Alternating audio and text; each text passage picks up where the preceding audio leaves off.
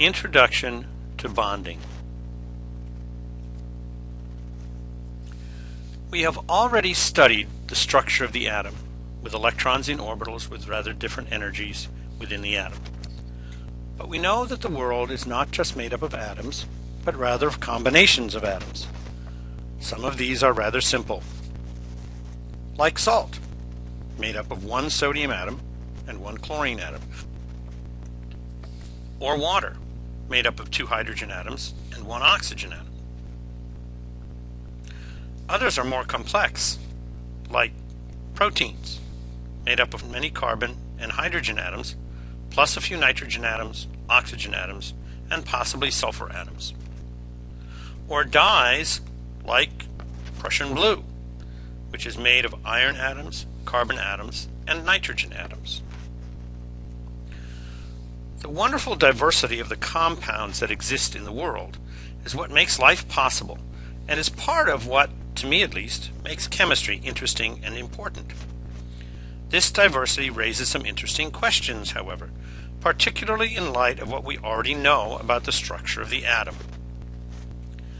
We know, for example, that the atom has a very tiny nucleus containing the protons and neutrons, and that the electrons, which have a very small mass, take up most of the space in the atom. These electrons occupy orbitals in the atom, at most two to an orbital, and these orbitals have different shapes and sizes. S-type orbitals are spherical, P-type are shaped like two pears put together with two lobes, and D-type orbitals have four lobes.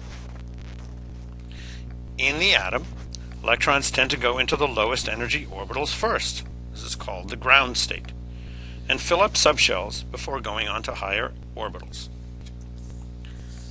The fundamental question is this: why do individual atoms combine to make compounds at all? Aren't they already in the lowest energy state? The answer is relatively easy to grasp. The compound will form if the resulting combination has a lower energy than the separated atoms. In other words, the energy decreases when we form compounds from atoms. If the energy does not decrease, then the compound generally will not form. This vast diversity of compounds all have lower energy than the isolated atoms of the elements. So how do they combine? To answer a question with a question, what parts of the atoms are interacting when compounds are formed?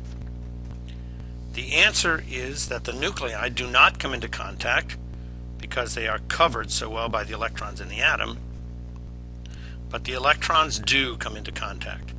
So the bonding between atoms involves the electrons.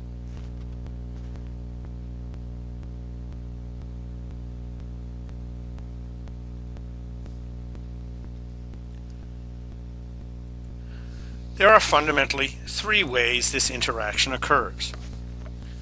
Two of these, ionic bonding and covalent bonding, form two basic types of compounds, and the third is what happens in metals.